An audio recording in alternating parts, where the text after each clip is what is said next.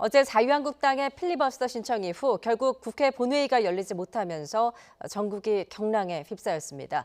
민주당은 다른 야당과의 공조로 맞서겠다는 계획이지만 현재로서 한국당과의 협상은 쉽지 않아 보입니다. 국회로 가보겠습니다. 나연수 기자. 네, 국회입니다. 현재 국회가 마비된 상황인데 각 당 지도부 어떤 입장입니까? 네, 여야 원내대표의 말을 들어보면 더불어민주당과 자유한국당의 협상으로 상황을 타개하기는 쉽지 않을 것 같습니다. 민주당은 주말인 오늘 이례적으로 중진 의원, 상임위원장, 원내대표단 연석회의를 소집했는데요. 이인영 원내대표는 이 자리에서 한국당이 민생 경제 법안까지 막으며 국회를 장악하려 한다며 군사 쿠데타 후에 다운 전제적 정치 기획에 깜짝 놀랐다고 말했습니다. 특히 민식이법을 볼모로 선거법 상정을 막으려 했던 것은 비정한 정치의 결정판이었다고 강조했습니다. 한국당의 국회 봉쇄 시도는 그러나 완전히 실패했다며 이제 개혁과 민생법안 처리를 위한 강력한 비상행동에 들어가겠다고 밝혔습니다.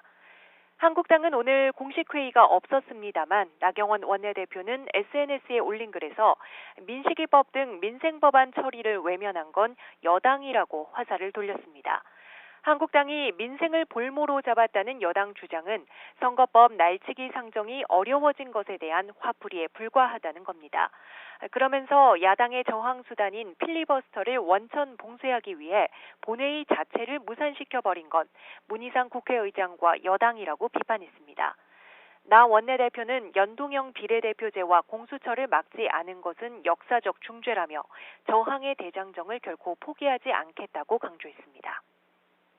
이제 정기국회 일정이 열흘밖에 남지 않았는데 여당은 지금 어떤 계획입니까? 네, 민주당은 일단 한국당과 더 이상의 대화는 어렵다고 보고 있습니다. 협상의 여지를 주고 끌려다니기보다는 패스트트랙 지정에 함께한 야당들과 4더하기1 공조를 강화해서 맞서자는 게 오늘 연석회의에 참석한 대다수 의원들의 의견이었습니다. 한국당이 어제한 필리버스터 신청은 정기국회 회기인 다음 달 10일까지만 유효한데요. 따라서 민주당은 한국당이 필리버스터 신청을 철회하지 않은 채로 계속 본회의 개의를 요구한다면 다음 달 10일 이후 임시국회를 열어 선거제와 검찰개혁 법안 등 패스트트랙 법안을 처리하겠다는 방침입니다. 한국당도 더 물러서지는 않겠다는 입장입니다.